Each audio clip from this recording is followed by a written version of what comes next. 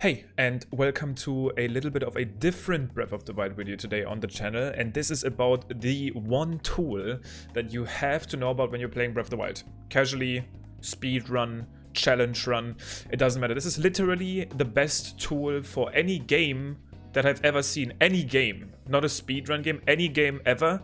I've probably spent more time on this website than in some video games. This is how good this tool is.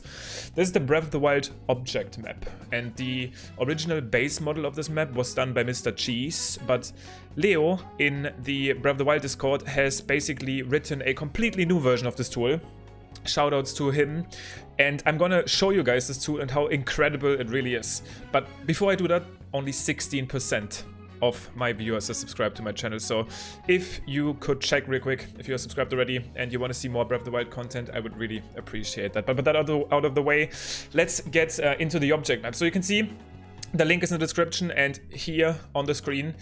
And you get to this website, and you basically have the Breath of the Wild map on your screen with some additions, shrine locations, stable locations, and so on and so forth. So that's already nice, looks nice, but the real meat and potatoes start on the left side here. First of all, the search feature. The search feature is by far the coolest thing ever. You can literally search for everything that exists in the game. So let's say I'm doing a new speedrun. So let's say I'm done with the Great Plateau. I now want to find a moblin. So I'm ending, obviously, the Great Plateau on the Temple of Time. And in the search bar, I can just simply type in moblin. And the game will now show me everything on the entire overworld that has to do with moblins. That could either be a moblin weapon or a moblin itself. So for example, I'm done with the Temple of Time here, and there's a moblin pretty close by. There's no moblins on the Great Plateau. Only later, when you do the DLC part of the game, or a Star Goblin that can spawn here. But there's a moblin right here, and the game shows us this, close to the outpost ruins. There's another moblin here. You can even see what weapon it has. Speaking of weapons, let's say I'm done with the Great Plateau and I want to find immediately a flame blade. So I can just type in flame blade into the search feature, and the map shows me literally every flame blade in the entire game. The Great Flame Blade here in Hyrule Castle, the small flame blade here, and this little hideout that you have to basically find through a quest that you get in the Duding Peak stable. You can click these things as well, for example the flame blade here in the treasure chest, and it shows you if it's available normally. Some items are only available in master mode, and some items are dynamic, like this flame blade, which means that it's only there in the DLC. It's not a static item, it's not always there. That's stuff that you definitely don't have to look into too much. But for example, here on the great tree stump, there's a great flame blade that you can immediately pick up pretty close to the Great Plateau. Great Flame Blade is actually an amazing weapon anyway. Incredible durability and usability for campfires and so on. But yeah, so that's basically the search feature. The most important use is stuff like apple, where you can basically see every apple area in the game. There's, for example, this huge apple area here at Satori Mountain. So whatever you want, literally every food item, weapon, enemy, you can search for them and see where you can find them. That's the search feature. What I also really like, though, is the filter feature here, where you can basically filter stuff out that you want to look for. You can, for example, I would recommend, unless you want to specifically do DLC stuff, to not have the DLC shrines on there. They might confuse you. Another great use for the object map that I like doing is routing. So basically, every good speedrun starts with a route. You basically want to make a plan. You want to plan out what you want to do, how you want to go. So what we're going to be doing real quick is we're going to be routing, just like very basically, a new category on the Breath of the Wild leaderboard called Best Ending. Best Ending is basically a category where you want to get... Oh, nice. Got a follow alert.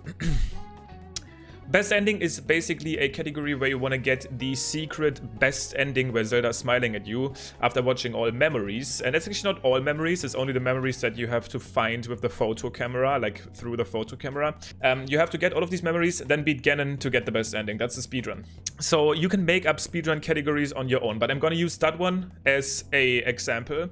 And we can actually type in memory in the object map here, and the game shows us all, the map shows us all memory locations.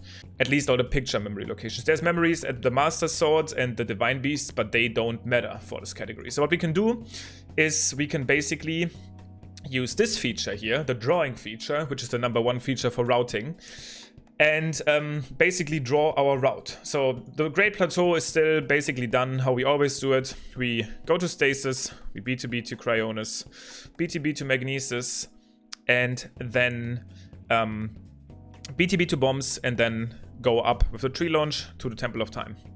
So that's basically the route for the plateau. You can basically draw it in. What you can do then is freely decide where you want to go next. For example, for the best ending category, what you would want to do is you would want to get to Impa to get the memory quest, and then to Hateno to obtain the photo camera, and then back to Impa. Because otherwise you can't even start finding memories in the game. So what we would definitely do in this run is we would go to the tower, because the tower allows us to activate shrines. Otherwise you cannot activate shrines, which means you cannot warp to them, which for a category like this wouldn't really be in our favor. So we go to the tower, we do that at the very end so we can skip some cutscenes because it's faster that way. And then from there we're gonna make our way, and this is probably a BTB. There's a BTB here at the Temple of Time that can do this. There's probably a BTB with a Moblin that can do this. We make our way to Kakariko village to talk to Impa. Right, so this is all basically one line. Then we talk to Impa, we learn about the memory quest, and then we go up to this shrine. This is the Talonaik shrine, and we can activate that so we can warp back here later, because obviously we need to talk to Impa again. Then from there we can actually do a wind bomb to this area, where we can actually see that right here. This area has a couple bokoblins, right? So you can type in bokoblins, and these bokoblins, why is this not working? Bokoblins, Boko, did I misspell it? Okay, bokoblin, I don't know why that didn't work, but there's basically a bunch of blue bokoblins here, which we can freeze and then use for a bullet time bounce. Okay, the zoom is popping off. And we can use them to BTB to the blue flame in Hateno. Where is that exactly? You can actually zoom in very precisely. You can see this little line work here is the furnace where you can pick up the blue flame. So this is where we would BTB. Oh god, what's going on with the loading? I don't know. And then once you pick up the blue flame, we can do the good old item smuggling glitch, where we can basically wind bomb with a torch in the hand, go to this tree, wind bomb up to the tech lab, get the camera, and then we are good to go. We can go back, teleport back to Impa, and then we can start basically our approach to find different memories. And this is basically where routes in the speedrun would like vary. There's a faster route, there's a safer route. What we would have to do then is find memories. You can do, if you want to use this for routing purposes, you can actually change the colors of this line too. You can go to, let's say, a red line, because now you are done with like your first branch, and now we warp back, and let's say we go back to Impa and we go make our way to the first memory. And that line can be red then to basically show you, okay, this is now a branch number 2. This is task number 2 that we're doing. Task number 1 is all the way to the camera, and now we go back and start doing memories. So this is the routing feature of the object map. I love doing this. I do many different speedrun categories, and this helps you. You could kind of see the process of routing, like, okay, there's an enemy, there's an item that I have to get, there's a shrine that I can activate. This map is amazing to be able to do that. Number 1 use for casual players, in my opinion, is the search feature. You can look for hearty durians. That's an item that is sought after. You can see there's some on Satori Mountain. There's a lot of them in Farron, the jungle. There's some on Eventide apparently, which I didn't even know.